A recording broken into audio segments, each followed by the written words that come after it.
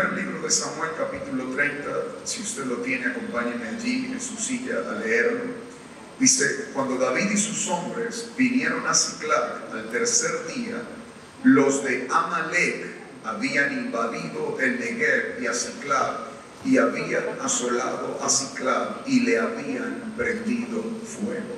Y se habían llevado cautivas a las mujeres y a todos los que estaban allí, desde el menor hasta el mayor, pero a nadie habían dado muerte, sino se los habían llevado al seguir su camino. Vino pues David con los suyos a la ciudad, y he aquí que estaba quemada, y sus mujeres y sus hijos e hijas habían sido llevados cautivos. Entonces David y la gente que con él estaba alzaron su voz y lloraron hasta que les faltaron las fuerzas para llorar. Las dos mujeres de David, Ahinoam, Jezreelita, y Abigail, la que fue mujer de Nabal, el de Carmel, también eran cautivas. Y David se angustió mucho, porque el pueblo hablaba de apedrearlo, pues todo el pueblo estaba en amargura de alma, cada uno por sus hijos y por sus hijas. Mas David se fortaleció en Jehová su Dios. Y dijo David al sacerdote Abiatar, hijo de Ahimelech: yo te ruego que me acerques el efod. Y Abiatar acercó el efod a David. Y David consultó a Jehová diciendo: perseguiré a estos merodeadores, ¿los podré alcanzar?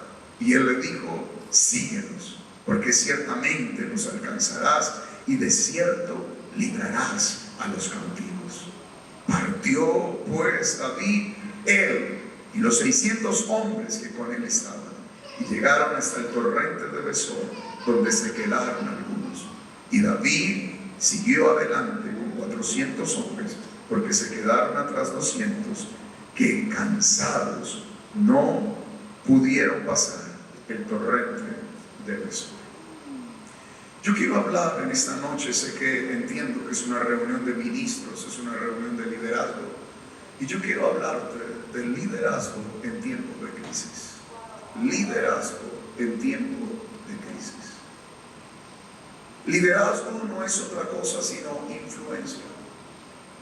Y el verdadero líder no se conoce cuando todo trabaja a su favor. El verdadero liderazgo se conoce en medio de los tiempos de crisis, de los tiempos adversos. En otras palabras, la verdadera capacidad, habilidad de gestión, de gerencia, o el verdadero carácter de un líder, tú lo vas a conocer cuando los vientos le son contrarios. Es fácil liderar cuando hay dinero. Es fácil liderar cuando la gente está de tu lado. Es fácil liderar cuando en casa todo está bien. Es fácil liderar cuando gozas de salud, los negocios están funcionando, todo lo que tú haces prospera, la gente te ama, te elogia, te admira. Pero el verdadero liderazgo, tu verdadero liderazgo, lo vas a conocer cuando sientas que todos se están viendo, que todo se te está viendo. Ahí sabrás qué tipo de líder tú eres. Esta es una historia muy conocida. De hecho, creo que es una historia muy predicada. Pero para que tú y yo podamos entender esta historia, nosotros nos tenemos que regresar un poco. David está huyendo de Saúl. En esa huida, en esos tiempos de David huir para salvarse, no por cobarde, porque David no era cobarde. Hay momentos donde tú tienes que huir por sabiduría, mas no por cobardía. David está huyendo de Saúl y encuentra un lugar o a un hombre llamado Aquis, que le da un lugar de refugio llamado Siclag. Pero en ese tiempo dice la Biblia que Aquis se levanta para ir a la guerra contra el pueblo de Israel. Y David, al estar con Aquis, toma una decisión. Y conmigo, una decisión. ¿Cuál fue la decisión de David? Unirse a Aquis para ir a enfrentar al pueblo de Israel. Llevan 3 días de camino. Y en esos 3 días de camino, la gente del rey le habla y le dice: rey, no es sabio que David, siendo hebreo, siendo israelita, vaya con nosotros a la guerra. para enfrentar a su propio pueblo. Porque lo más probable es que en la guerra el corazón de David le haga una mala pasada y él se ponga en contra nuestra. Así que le dan la recomendación al rey de que devuelva a David, y él lo hace. Y durante esos 3 días de camino de una decisión de David, los amalecitas habían incursionado a su campamento. David regresa, y cuando David regresa hay un olor extraño. Todo huele a quemado. David entra en una crisis. La crisis de David son las llamas. La crisis de David tiene la cara del incendio, de la ceniza, del aroma, de la pérdida, de la derrota.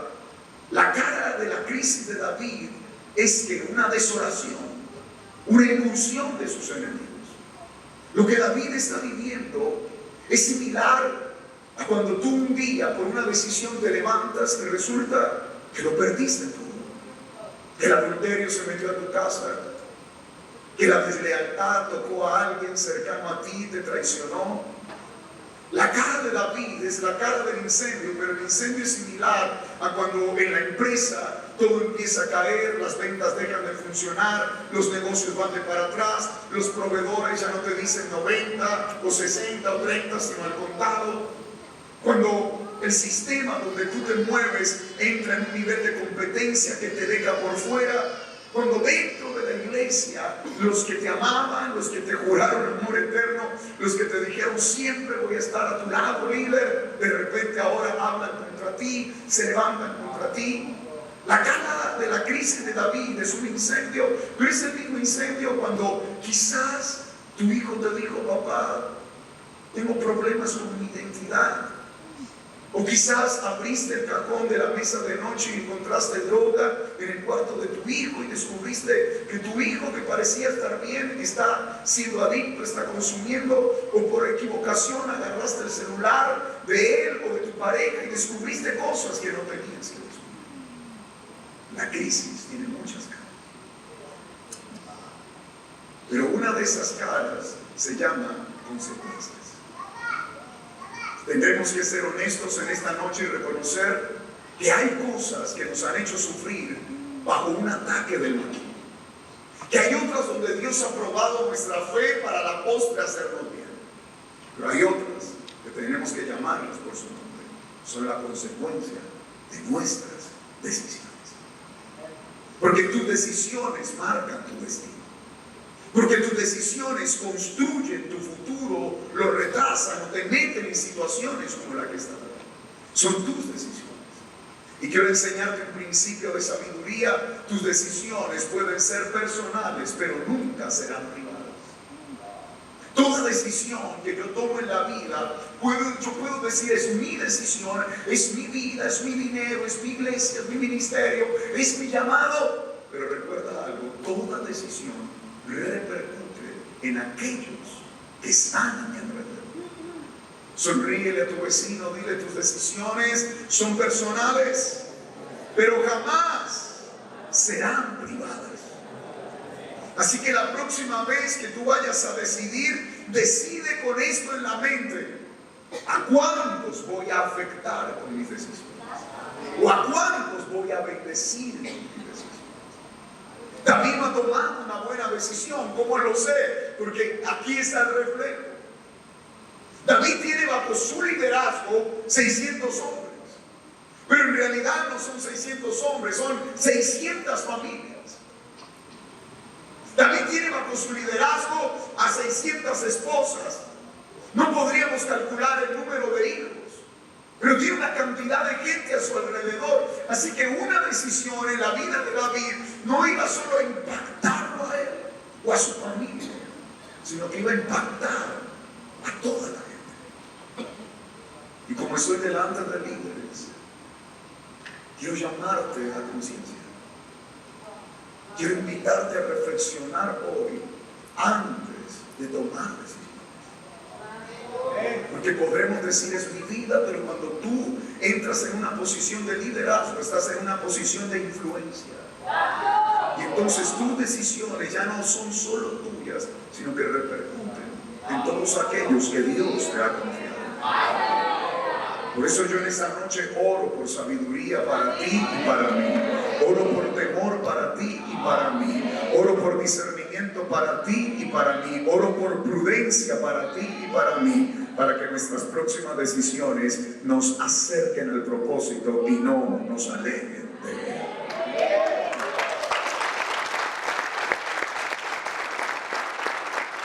Y conmigo decisiones. Ahora no nos vamos a quedar a señalar las decisiones de David. Ya la crisis está creada. Te dije que la crisis tiene muchas caras, tiene muchos olores. En el caso de David es el olor a quema, el olor a incendio, a quemado, a desbaste, a destrucción. Y ahí está la crisis. Pero yo comencé diciendo que tu liderazgo se conoce, es en la crisis. Entonces tú aquí vas a ver por qué David llegó a ser quien llegó a ser. Porque aquí vas a encontrar por qué David pudo llegar a ser el rey. Porque David todavía no es rey. Va camino al palacio y camino a su llamado, camino a su destino. David va a tener que sortear esta crisis. Y escucha esto, si David no sabe sortear, gestionar esta crisis, no va a llegar al palacio. Ponme las manos así, por favor. Recibe eso. Hay crisis en tu vida que vienen para impedir que tú llegues al destino. Pero el día que Dios te ungió y te dio la palabra, Dios ya había previsto las crisis que tú estás enfrentando. Y para tus crisis ya hay una victoria anticipada. Para tus crisis ya hay una salida anticipada. No sé a quién le vine a hablar en esta noche, pero por más cruel que sea la crisis, por más devastadora que sientas que está haciendo contigo, hay salida para ti, hay solución para ti, hay camino para tu crisis. Grita conmigo, hay salida para esta crisis. Y entonces yo he aprendido una palabra que la he acuñado en muchos lugares del mundo. Gerentes de crisis. Gerentes de crisis. Tú tienes que aprender a gerenciar las crisis. Graba esto en tu mente. Tienes que aprender a gerenciar las crisis. Y yo quiero que esta noche tú y yo caminemos un momento la palabra y miremos algunas claves, llaves, principios de sabiduría que hay en el liderazgo, en la gerencia de David para sacar adelante la crisis.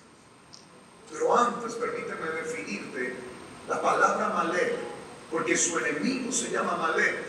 Y la palabra Malek es muy interesante, creo que tú debes saber el significado. Si no lo recuerdas, yo te lo refresco. Amalek significa gente que golpea. Gente que golpea. ¿Sabes literalmente qué está experimentando David aquí? Un golpe. Como cuando te dan un golpe aquí, en esta parte, que tú quedas tambaleando, que no sabes qué hacer porque pierdes la visión, porque pierdes la claridad de las cosas. Y ahí está David golpeado. ¿A cuántos de ustedes la vida los ha golpeado? Las finanzas fueron golpeadas, la salud fue golpeada.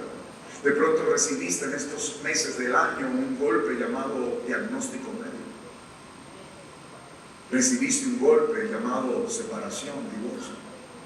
Nadie planifica el divorcio, nadie se casa y dice a los 3 años me voy a separar, no, pero pudiste ser golpeado. Nadie emprende para quebrar, pero experimentaste un golpe, la quiebra. Pero ahí es donde va a aparecer el liderazgo.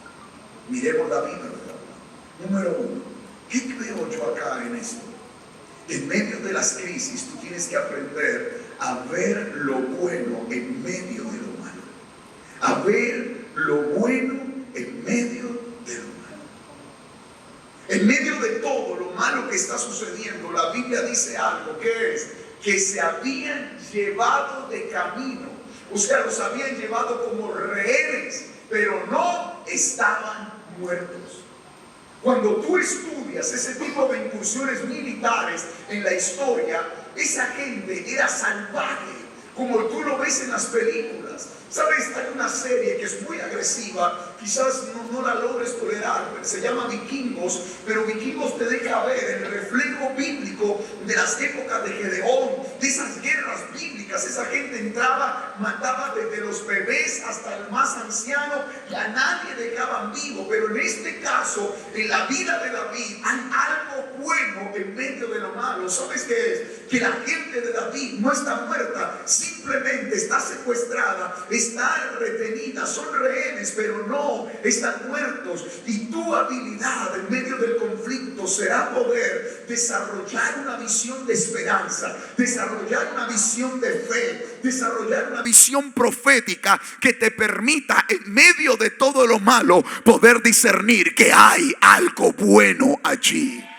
Si tú viniste en esta noche en crisis, yo quiero decirte, hay algo bueno en medio de la crisis. ¿Sabes qué es? Que estás aquí en esta noche, que estás todavía con manos levantadas. Hace un momento tú estabas adorando, estabas cantando. ¿Sabes cuánta gente deja de alabar, deja de congregarse, renuncia a su vida espiritual? ¿Sabes que hay algo bueno en medio de la crisis? Que todavía estás de pie, porque a esta altura gente con golpes más leves que los que tú has recibido ya se rindieron, ya tiraron la toalla, pero tú todavía estás parado en la línea y todavía dices: tengo tiempo, tengo fuerza, tengo capacidad para levantarme. ¿Sabes que hay algo bueno en medio de esto? Que aunque el diablo te ha querido golpear y tú mismo no has sido acertado en la vida, todavía hay propósito, hay esperanza, todavía la promesa está firme para ti. Levanta la mano del que está a tu lado, dile: hay algo bueno. Dile: la gente de Dios tiene esperanza, tiene salida. Predícale a alguien, dile: la gente de Dios tiene esperanza. La Biblia dice en Proverbios que aunque el justo caiga 7 veces, 7 veces se levantará, 8 veces el impío quedará vencido, pero la gente de Dios siempre se volverá a poner de pie. Empresario que estás aquí, líder que estás aquí, te vas a levantar. Antes que el año termine, tendrás de vuelta lo que el diablo te quitó. Antes que el diablo termine, la crisis habrá terminado. Estarás viviendo otros tiempos. Pero tú no puedes permitir que la crisis te enceguezca. ¿Cuál es el lenguaje de la gente en crisis? Todo va mal, todo está peor, ahí en la inmunda. ¿Los has observado? ¿Los has escuchado? La gente en crisis nunca te habla nada bueno. Pero la gente de Dios, aún en la crisis, saben que reverdecerán. Lo segundo que yo veo acá, ¿sabes qué es? Que David no escondió su humanidad. Dame el corazón y por favor, quiero pedirte que disiernas el espíritu de lo que voy a decir, para que entiendas lo que quiero decir, no lo que tú quieres entender. A la iglesia se le ha hecho un daño terrible, porque nos dijeron que si llorábamos en la crisis nos faltaba fe. Porque nos dijeron que si teníamos problemas en la familia es porque éramos malos líderes. Pero quien es pastor, quien es un profeta, quien es un apóstol, sabe que toda familia atraviesa desiertos. Y eso no significa que esté descalificado para poder pastorear, ministrar el cuerpo de Cristo. Yo conozco grandes amigos míos que son hijos de tremendos apóstoles en el mundo, pero ellos hasta la droga la tocaron. Hasta la droga. David Cañas, el pastor hoy de Manantial de Vida Eterna, acaba de estar conmigo el fin de semana en el congreso de nuestra casa y contó su testimonio cómo duró como 8 años consumiendo droga. Y es el hijo de uno de los hombres más usados por Dios en América Latina. Tú me estás escuchando. Pero nosotros nos enseñaron a esconder nuestra humanidad. ¿Sabes qué nos dijeron? No llores. ¿Sabes qué nos dijeron? Declara que todo está bien. No, querido, hay un día en la vida donde tú vas a tener que decir: ahorita no estoy bien, pero me voy a poner bien. Y yo no sé, pastores, si a ustedes les pasa, pero a mí me impacta que hay gente que puede ir a un bar a esta hora, tomarse unas cuantas cervezas, abrir el corazón tranquilamente y entre amigos que se acaban de conocer, pero ya parecen amigos de toda la vida, cuentan que están peleados con la mujer, que los echaron del trabajo, que están teniendo problemas hasta de impotencia, que los negocios se les cayeron, no sé, y se liberan. Pero dentro de la iglesia, ¿cuándo has escuchado a alguien que pueda abrir el corazón en confianza y decir, mira, estoy en un conflicto? ¿Sabes por qué? Y sobre todo a nivel de liderazgo, porque cuando demostramos nuestra humanidad, escucha esto, pareciera que dejamos de ser usados. Le hemos hecho un daño tan grande a la iglesia que cuando un líder se muestra tal cual es, deja de ser confiable para nosotros. Y yo he aprendido en la vida algo, que quien nunca te deja ver una fragilidad, una debilidad o una falencia es desconfiable. Yo desconfío de la gente que siempre se te muestra intacta. ¿Sabes por qué? Uno, porque nunca sabes con qué van a salir. Y dos, porque siempre te harán sentir mal al lado de ellos. Siempre. Esa es gente que te dice, pero eso tampoco y te está derribando, eso no es nada. Yo he enfrentado esto. De esa gente desconfía. ¿Qué dice la Biblia? Mira lo que dice la palabra de Dios. Dice, entonces David y la gente que con él estaba alzaron la voz y lloraron. ¿Sabes hasta qué momento lloraron? Hasta que los lagrimales se les secaron. Yo sé que tú has llorado algún momento en la vida donde lloras pero no te caen lágrimas, y al cabo de unas horas los ojos te arden de tanto haber llorado, tu cuerpo se descompuso. Así estaban ellos. Lloraron, gritaron, ¿dónde están nuestros hijos? Y ¿sabes qué gritaban? ¿Por qué nos fuimos de aquí? ¿Sabes qué apareció en la vida de ellos? Que la Biblia no te lo deja explícito, pero está implícitamente allí. El sentimiento de culpabilidad, la responsabilidad. ¿Por qué nos movimos? ¿Por qué no nos quedamos acá? ¿Por qué no fuimos 200 y se quedaron 400 a cuidar la gente? Lloraron, se culparon, se miraban el rostro el uno al otro y decían, ¿qué nos pasó? ¿Por qué no pensamos en este ataque? ¿En dónde estuvo nuestra mente? Gritaron, lloraron, pero no escondieron su humanidad. No la escondieron. Ahí, ahora, yo no estoy hablando de 600 hombres medio afeminados, delicados, no. Yo estoy hablando de 600 hombres de guerra, 600 hombres expertos en matar, asesinos en serie, 600 hombres que eran veloces, 600 hombres que con una onda podían tumbar un gigante, 600 hombres expertos en temas de guerra, pero tú los ves aquí como niños llorando, quebrados. ¿En qué momento nos tocó esconder nuestros días grises? ¿De cuándo acá tener una crisis familiar te descalifica? Pasar por un tiempo de depresión te descalifica. Quitémonos las máscaras y reconozcamos que hemos pasado noches donde la noche se nos hizo día, que hemos pasado semanas donde hemos venido porque toca, mas no porque queríamos. Reconozcamos que hemos buscado en el celular a quién llamo, a quién le escribo, a quién busco, y sencillamente no encontramos porque nadie nos brindó la confianza y la tranquilidad para mostrarnos cómo estábamos viviendo, porque nos tocó pararnos un día en la puerta a sonreír cuando por dentro estábamos llorando, porque nos tocó dar clases de niños cuando por dentro solamente nos queríamos sentar quizás a jugar con ellos, porque nos tocó pararnos en el altar a decirle a la gente, todo va a estar bien, cuando dentro de nosotros todo estaba mal. Líder, la grandeza de esto del ministerio no eres tú, es el tesoro que está dentro de ti. Pablo dijo, porque el misterio es que en una vasija de barro esté ese gran tesoro. Levántame las manos y recibe esto de parte de Dios. Dios sabe el material con el que tú estás hecho. Dios sabe el tipo de gente con que está trabajando.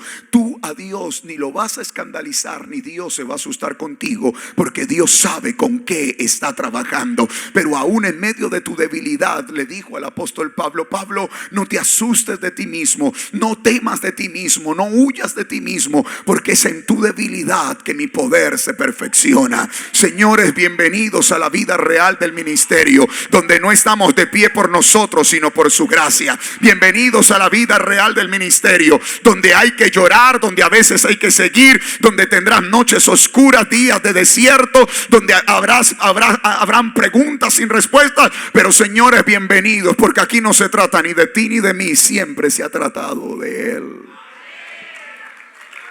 No escondas tu humanidad.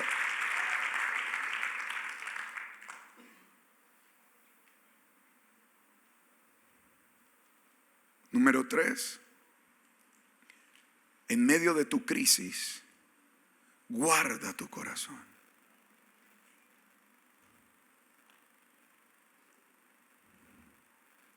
Escribe allí en mayúscula: la crisis pasa, la amargura puede quedar.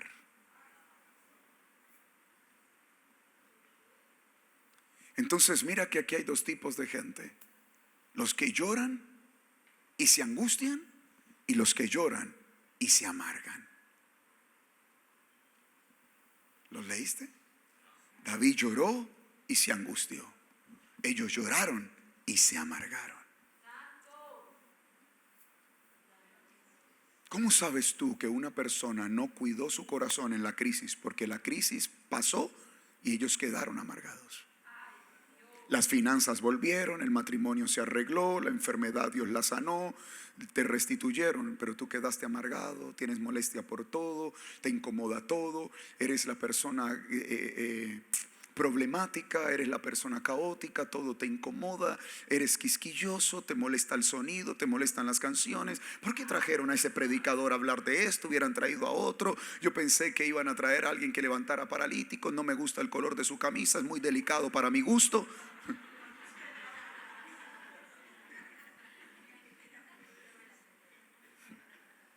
¿Conoces gente amargada?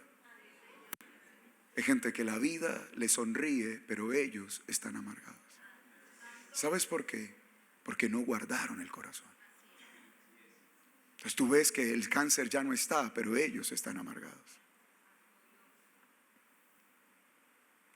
La crisis es más leve que la amargura. La palabra amargura tiene que ver con salpicar. Y por lo general, todo el que está amargado hiere, produce conflicto. ¿Cómo conoces tú la vida espiritual de una persona en medio de la crisis? Si tú te amargas, te vuelves prisionero de la crisis. Lo voy a repetir: si tú te amargas, te vuelves prisionero de la crisis, porque de algo temporal lo convertiste en algo permanente, en una prisión permanente. La amargura te hace hablar palabras necias. Y el asunto no es hablar palabras necias, sino que las palabras tienen poder. Y mañana las palabras te las vas a tener que comer. Porque la Biblia dice que cada uno come del fruto de sus palabras. Es decir, que tus palabras salen, son semillas, pero regresan en manera de fruto que te los vas a tener que comer. ¿Qué estás hablando? Y la gente habla palabras duras, palabras con resentimiento, palabras con amargura, pero no se dan cuenta que se quedaron prisioneros de la crisis.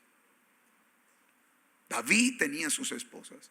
David tenía 2 mujeres secuestradas, hijos secuestrados. David tenía la carga de un pueblo porque él era el líder. Pero David, dice la Biblia, que nunca se amargó. David se angustió. La palabra angustia allí en el hebreo, esa palabra cuando dice angustia significa estar metido en problemas. estar metido en apuros. Pero la angustia de David, si ustedes leen el texto con lupa, la angustia de David no era por sus esposas ni por sus hijos. La angustia de David se la estaban causando ellos mismos. La angustia de David no era por recuperar a la gente, sino porque lo iban a matar.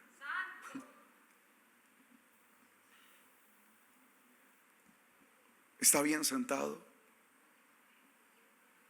Yo no soy un predicador para todo auditorio.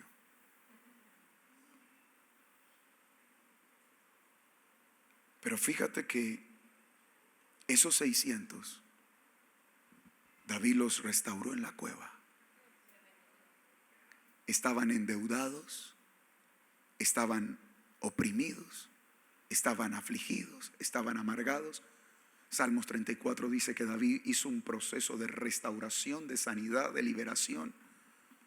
Pero ahora, cuando David toma una mala decisión, los que él sanó, ahora lo quieren herir. Porque hay gente en el liderazgo que comen de tu palabra, comen de tu don, comen de tu sabiduría, son bendecidos por tu unción. Tú los ministras, los bendices, y mientras tú todo lo hagas bien, ellos estarán bien. Pero el día que entren en crisis, te buscarán a ti para culparte. Te lo voy a mostrar por la palabra. La Biblia dice que Elías llegó a la casa de la viuda. 3 años y medio el aceite se multiplicó, la harina se multiplicó, y la viuda hablaba en lenguas, danzaba todos los días, cantaba. El profeta, que quiere, él quiere la tortilla frita, al horno, a la brasa, como la quiere. Pero el día que el hijo de la viuda murió, fue y buscó a Elías y le dijo: ¿qué tienes contra mí? O sea, mientras hubo un milagro en la casa, Elías era el profeta. El día que la crisis entró, el profeta era el culpable. Así hay gente en el ministerio que ellos comerán del don de la palabra, serán bendecidos, pero el día que algo salga mal en su vida, creo que es momento de ir de iglesia, creo que mi ciclo en este lugar se cumplió, creo que Dios me está hablando de moverme, la palabra ya no me llega, ya no me siento identificado. ¿Por qué? Porque se amargaron en la crisis y no tuvieron el carácter para reconocer que ellos mismos son parte de la crisis.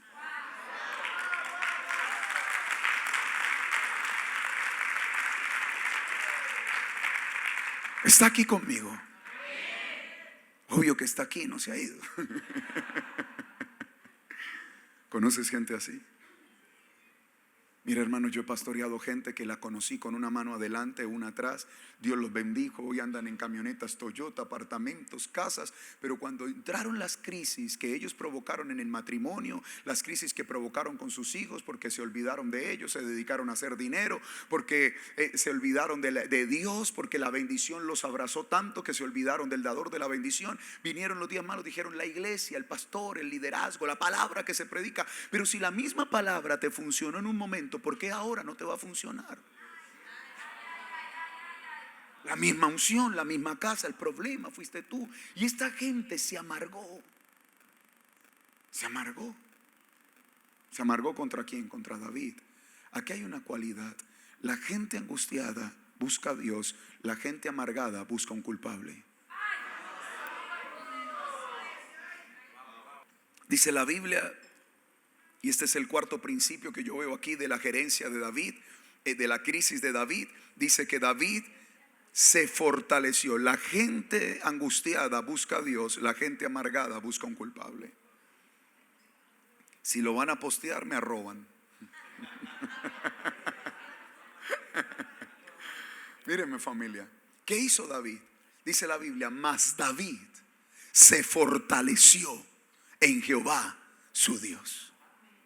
Otra vez, mas David se fortaleció en Jehová su Dios. David pudo haber entrado en una batalla campal con su propio pueblo, pero David dijo: señores, cada minuto que pasemos discutiendo quién tuvo la culpa es un minuto donde nuestra gente se aleja más, donde lo que es nuestro se distancia más. Cada minuto que tú pasas discutiendo en el hogar, en la familia: yo te dije que no invirtieras, que ese no era el auto, que ese no era la casa, que no era tiempo de tener hijos, que yo todavía no quería, que no era el lugar. Cada vez que dentro del ministerio estamos discutiendo para toma de decisiones, para avanzar. ¿Sabes qué está pasando? Que el botín se nos está alejando, que lo que es nuestro se nos está alejando. Mientras tú y yo estamos discutiendo quién tuvo la culpa, el diablo está avanzando. Mientras tú y yo aquí como niños inmaduros, niños que nos falta sabiduría en la vida, un momento para decir ok, vamos a solucionar y después miramos quién tuvo la culpa. Primero salgamos de esto y después miramos de quién fue la culpa. ¿Sabes? Una vez que tú resuelves, ya no te importa quién tuvo la culpa, hasta se te olvidó de quién fue la culpa.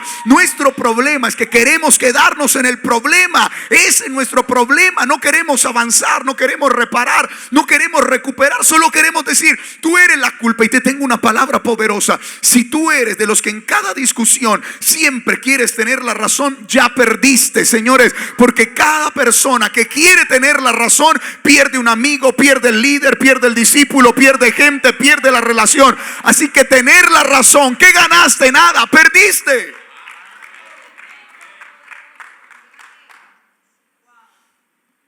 Pero es que yo te dije, mira, con decirme que tú me dijiste, ¿qué resuelves? Ustedes saben a quién les estoy hablando. Muy linda y todo, pero sí. Pero te lo dije, amor, ya. La hice ya. Ahora hay que sacarla adelante. No, pastor, porque yo se lo dije. Bueno, pero David, dice la Biblia, que ¿qué hizo? Se fortaleció. Tremendo esto, porque la palabra fortalecerse tiene dos connotaciones. Vamos rápido, por favor. Mírenme acá. Fortalecerse, tiene que mirarme por un momento, significa agarrarse de algo para ponerse de pie. Y número dos, significa apoyarse en algo para mantenerse de pie. Porque una cosa es ponerte de pie y otra cosa es mantenerte de pie.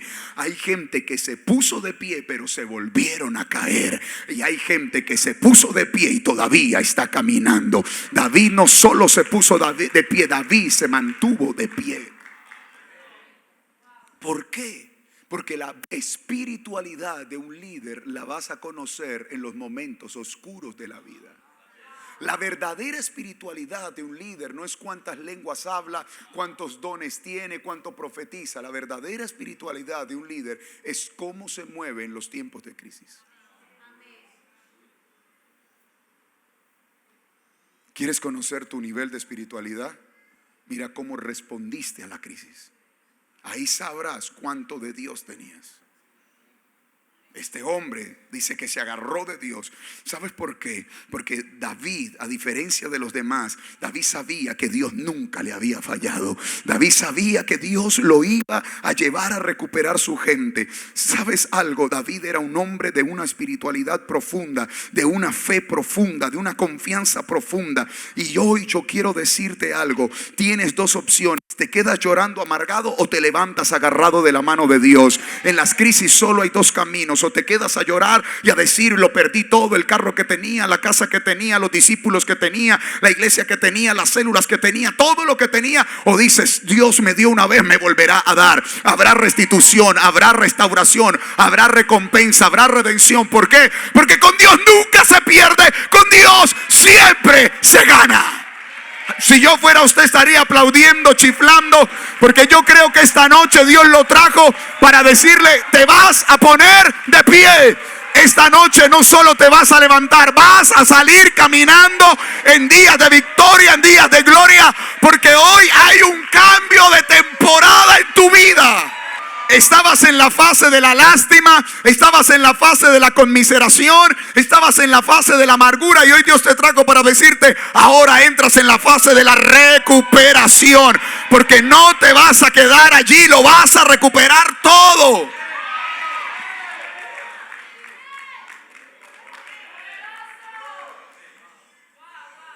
¿Qué hizo David? Grite conmigo: se puso de pie. Necesito 50 profetas esta noche que griten: David se puso de pie. Y yo también me voy a poner de pie. Porque el Dios de David es el Dios de esta casa. Porque el Dios de David es el Dios que te llamó a ti también. Porque el que levantó a David te va a levantar a ti.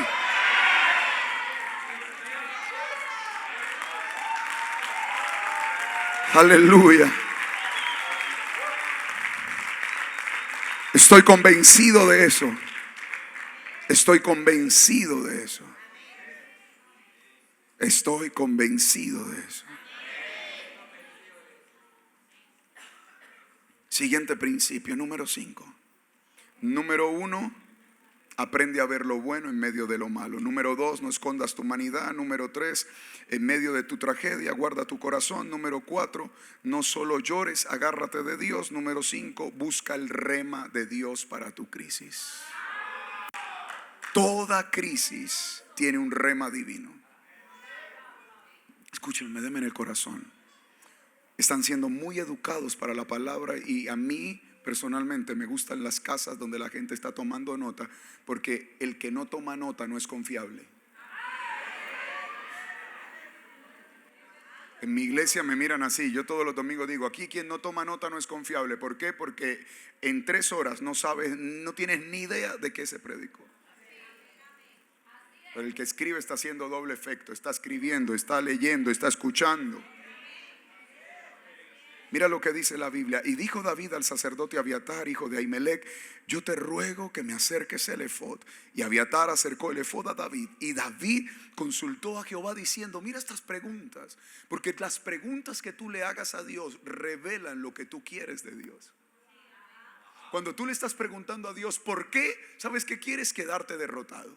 Pero cuando tú le preguntas a Dios ¿cómo voy a recuperarlo?, le estás diciendo al Señor: estoy listo para ir de vuelta. Lo que tú le preguntas a Dios revela lo que tú esperas de Dios. Y él le dice a David, David le dice a Dios: los persigo. O sea, ¿qué le está diciendo David a Dios? Tengo la fuerza en este momento para ir detrás de ellos. Solo estoy esperando que tú me des luz verde y yo salgo detrás de ellos. Y Dios le dice: sí. Dice: pero los voy a alcanzar. Porque yo no voy a andar detrás de ellos y nunca los voy a alcanzar. Yo no voy a estar detrás de metas que nunca voy a concretar. Yo no voy a ir detrás de objetivos que jamás voy a abrazar. Yo no voy a ir detrás de sueños que nunca voy a consumar. Si tú me dices que vaya, es porque los voy a alcanzar. ¿Estás escuchando? Porque hoy hay gente persiguiendo sueños que nunca verá realidad. Asegúrate que lo que vas a perseguir, Dios te dice que lo vas a alcanzar. Y David le dice al Señor: los persigo, sí. Los alcanzo, sí, los vas a alcanzar. Y David va detrás de ellos. Aquí está el 5.º principio. Señores, no llores. Busca el rema de Dios, porque en el rema de Dios está tu milagro. Tú vas a ver que en la Biblia hay un principio escondido. Toda crisis se resolvió con una palabra.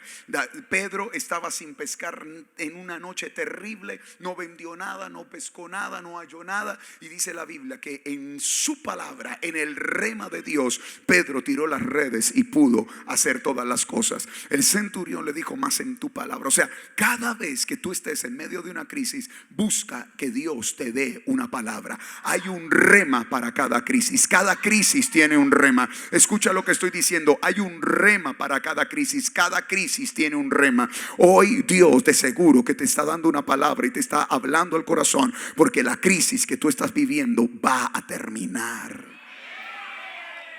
Busca el rema. En los días de crisis es cuando tú tienes que venir al auditorio así: mírame, háblame, háblame, háblame, háblame, háblame, háblame. Hoy no me puedo ir sin tu palabra. En los días de crisis es cuando tú entras a orar y oras 5 minutos y pasas 55 minutos diciendo: háblame, háblame, háblame. Cuando tú oras, le hablas a Dios. Cuando lees la Biblia, Él te habla a ti. En los días de crisis, la palabra tiene que ser una prioridad en tu vida. Te vas a tener que meter en la Biblia, porque allí está el rema. Busca una palabra de Dios, porque solo una palabra te liberará de la angustia, cambiará tus circunstancias adversas y te dará la liberación de tu ser interior.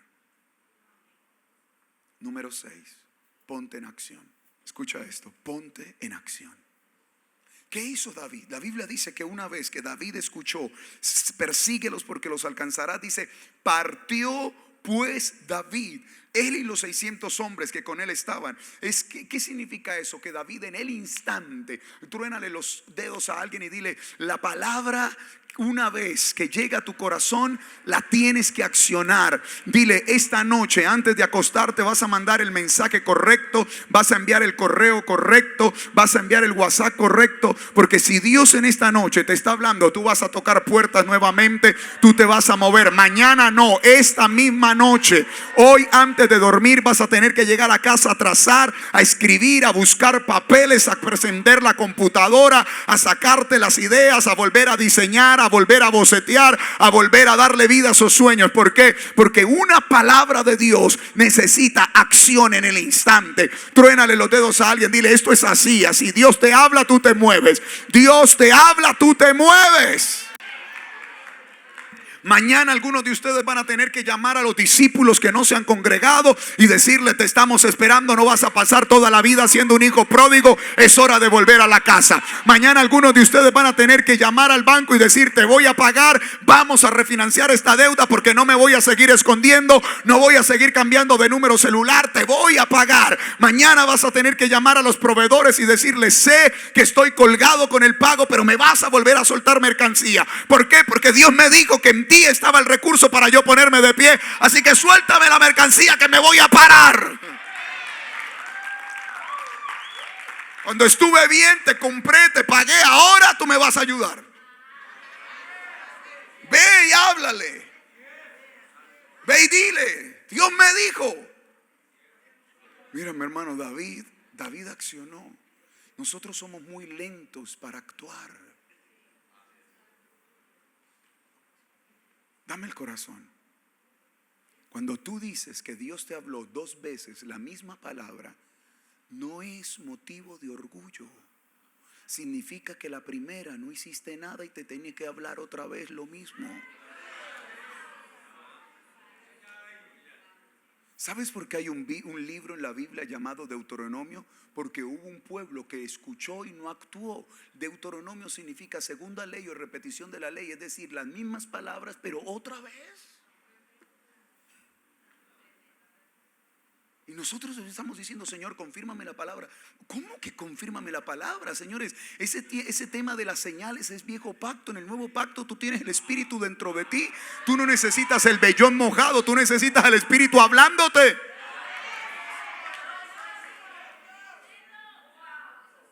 ¿No dice Pablo que los hijos de Dios somos guiados por el Espíritu de Dios? Entonces tú no tienes que andar recolocándole señales a Dios: Señor, si salgo llueve, si hace sol, si pasa un taxi. Obvio que va a pasar un taxi, siempre pasan taxis.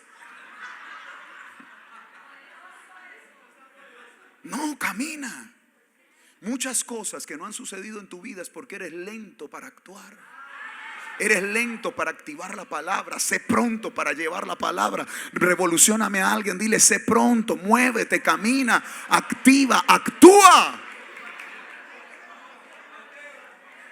Grite conmigo: cuando Dios me da una palabra, la voy a trabajar en fe, porque la palabra me libera, me direcciona, me activa, me restituye. Diga, grite conmigo: aún llorando se puede caminar.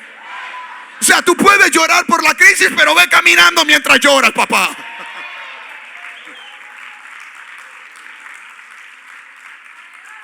Que no puedo. No, llora, está bien, sigue llorando, pero ve caminando. Número 7, sigue adelante. Porque hay momentos en la vida donde sentirás que no puedes más. Sigue adelante. Dice la palabra de Dios: y David siguió adelante con 400 hombres, porque se quedaron atrás 200 que cansados no pudieron pasar el torrente de Besor. Sigue adelante. ¿Qué tienes que hacer? Dios también es Dios de los cansados. Habían 600 hombres, 200 dijeron: no podemos, no nos da. Pastores y líderes que están acá, hay momentos donde hay que dejar al liderazgo reposar cambiando de función. Porque esto del ministerio es desgastante. Pero por estar cansado no significa que no puedas ser usado. Significa que puedes servir, pero en otra función, mientras te pones bien. ¿Qué le dijo David? ¿Ustedes no sirven para nada? No. David dijo, ok, no pueden ir a la guerra, pero pueden cuidar maletas. Les cambió la función y no los desechó. Que nosotros somos muy dados que cuando alguien ya no aguanta el ritmo en la visión, ya no te aguanta el ritmo en la red, ya no te aguanta el ritmo en el ministerio, tú dices, ya no me sirves, ya no estás lleno de Dios. No, porque hay un momento de desgaste. Y sabiduría del líder es saber cambiarle la asignación a quienes están cansados. Esa es sabiduría del líder. Tu ministerio está pasando una crisis, tu ministerio interno, el área que tú manejas, porque la gente ya no tiene el mismo ritmo. Déjalo descansar. A veces todo lo que esa gente necesita es que un fin de semana tú le digas, no te vas a parar en las cámaras, no tienes que atender los niños, llega a la hora que quieras, vente a recibir, vente sin uniforme, solo vente a recibir. Elías estaba pensando en matarse y todo lo que necesitaba era una siesta.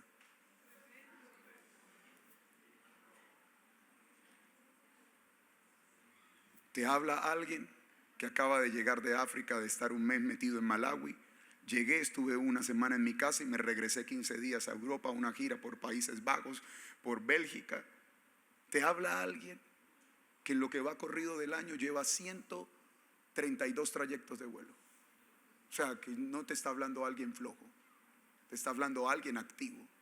Pero yo soy consciente que hay momentos donde en el ministerio tienes que descansar. Pero eso no significa que haya que retener la visión, porque aquí hay otro problema, que los que están cansados quieren que los demás se detengan. No, descansa, que nosotros peleamos por ti. Descansa, que te vamos a traer la parte del botín que te toca. David dice, señores, cuiden el equipaje, nosotros iremos. Pasan el torrente. Dice la historia que para esos días las aguas de ese río estaban crecidas, que no era fácil atravesarlo, pero David lo atravesó. Ahora viene una pregunta, mírenme acá. ¿Cuál pregunta? ¿Dónde están? Porque estoy persiguiendo a alguien, pero no sé en dónde está. No sé qué dirección tomó. ¿Has sentido eso, esa sensación en la vida, que estás persiguiendo a alguien, pero no conoces el camino, la ruta? O sea, tienes la visión, tienes la palabra, pero no conoces para dónde tomar, qué activar, qué botón oprimir. Y David cruza. Pero al otro lado del torrente, sus hombres encuentran a un hombre moribundo, desahuciado. Los amalecitas lo habían botado porque estaba enfermo. Lo soltaron, lo dejaron moribundo, porque Amalek es el prototipo del sistema de liderazgo cruel, perverso, que saca lo mejor de ti y cuando ya no tienes nada que darle te desecha. Diabólico, diabólico, diabólico. Te sacan la fuerza, te sacan la juventud, te sacan tus mejores años y cuando ya no tienes nada que dar te dicen, bueno, quédate. Necesitamos seguir, la iglesia no puede parar, la empresa no puede parar, los negocios no se pueden detener. Oye, pero te di toda la vida. Sí, pero ya no sirves. David no sabía quién era él. David no tenía idea quién era el egipcio y sus hombres menos. Pero dice la Biblia que los hombres de David lo agarraron, le dieron de comer, lo reanimaron. Y cuando él se levanta, ¿me está siguiendo? Cuando él se levanta, David lo entrevista y le dice, ¿tú quién eres?